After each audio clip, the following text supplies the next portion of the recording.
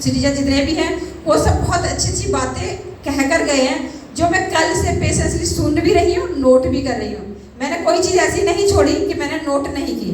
तो हमें क्या करना है, हमेशा हमें जो है सीखने के लिए भी जाना चाहिए। जरूरी नहीं है कि हमें बोलना है या हमें नहीं मिलना है।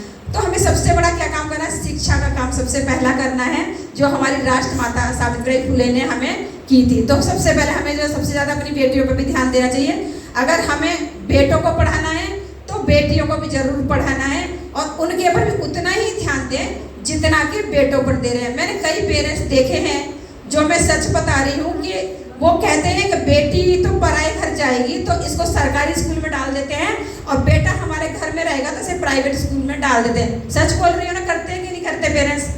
तो हमें जो है, हम कहते हैं बाबा साहब ने हमें ये दे दिया, बाबा साहब तो हमें सारा सब कुछ दे के चले गए, हम कब अपने बच्चों को बराबर का अधिकार देंगे, है ना? हमें भी तो, हमारा भी तो कोई फर्ज है ना। हमारी बेटी और बेटों में हमें फर्क नहीं करना। खासकर मैं पिताओं से कहना चाहूँगी कि बाबा साहब ने जो है एक संकल्प लिया था, जो कानून उनका था, उन्होंने जो त्याग क्यों दिया किया था, उन्होंने जो कानून के पहले कानून के पहले कानून मंत्री थे ना, वो उन्होंने क्यों उसे त्याग पत्र दिया था, बताएंगे?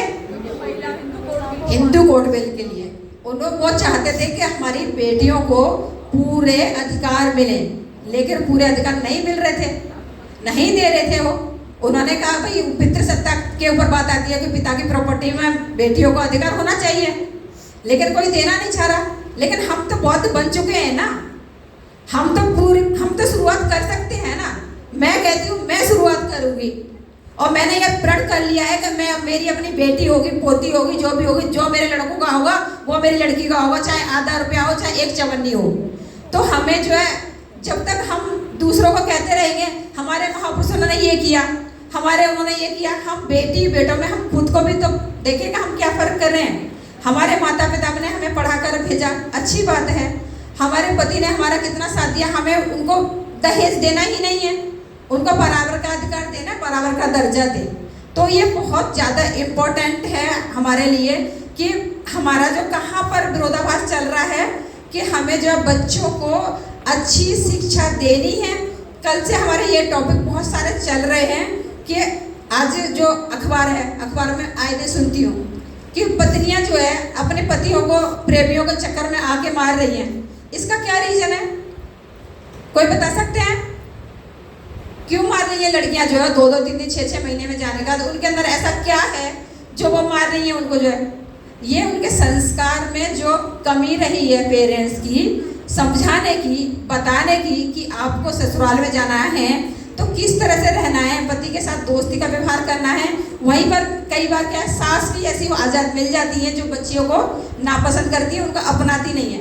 तो मैं ऐसी सासों को भी यही कहना चाहूँगी कि वो भी अपनी बच्ची बहुओं को बेटियों के समान माने। हालांकि वो उतना पॉसिबल नहीं होता, लेकिन उनको उतना दर्जा जरूर दे कि बेटी को भी बराबर का और बहू को भी। मेरे पास 2 बहुएं हैं, बेटी नहीं है, लेकिन मैंने उन्हें बेटी बना के रखा हुआ है। मैंने कहा ये घर तुम्हारा है, इसको तुम संभालो, और वो संभाल रही हैं। और आज नहीं तो कल जो है और अच्छे से संभालेगी, क्योंकि मैंने भी संभाला, तो उनका भी फर्ज है कि वो अपना घर संभाले और अपने जो है अपनी शिक्षा। सबसे पहले मैंने उनका घर का काम करने की जरूरत नहीं है तुम्हें, मैंने बोला घर संभालो। इसका मतलब ये नहीं तुम बर्तन मांजोगी, झाड़ू लगाओगी, पोछा लगाओगी या रोटी बनाओ। आज भी रोटी मैं बनाती हूँ, उनको नहीं कहती रोटी बनाओ, उनको कहती हूँ तुम पढ़ाई करो, लिखाई करो, जो तुम्हें बनना है वो तुम करो। वहाँ पर जो बन गई, बड़ी वाली बहू तो बनी हुई है, लेकिन छोटी वाली टीचर की तैयारी कर रही है। मैंने उसको बोला तुम रह गई हो, तुम पूरी तैयारी करो। तो सास ससुर को भी हमें आके देखना होगा कि कोई बच्ची आ गई है, अगर वो कुछ बनना चाहती है तो उसको बनाने की कोशिश करें, ना कि उसे डिग्रेड करें कि उसके ससुर मायके से क्या मिला क्या नहीं मिला। मैं दोनों तरफ की बात करूँगी, एक तरफा नहीं करूँगी।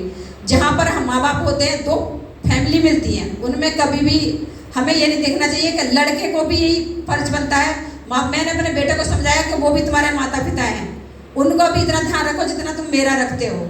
तो हमारा ये रिलेशन जो है ना, दोनों तरफ से चलेगा। अगर हमने, ये हमारी जिम्मेदारी है, ये हमारी जिम्मेदारी है कि हम अपने बच्चों में संस्कार डालें, उनको बताएं।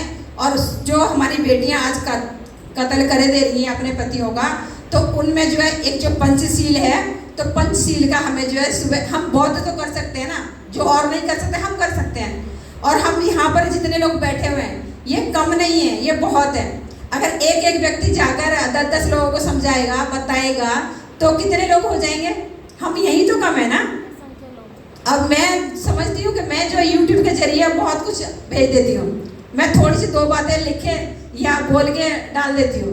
मैं ये नहीं देखती मुझे नंबर मिलेंगे, मुझे पॉइंट मिलेंगे, मेरे को बहुत ज़्यादा बड़ा हो जाएगा, बस 100-200-500 लोगों ने देख लिया बहुत है मेरे लिए। बस इसी को लेके मैं डालती हूँ वीडियो, जो भी डालती हूँ मैं, कि जाओ समाज में। मैं नहीं जा पाई कोई बात नहीं, लेकिन वैसे तो मैं जाती रहती हूँ।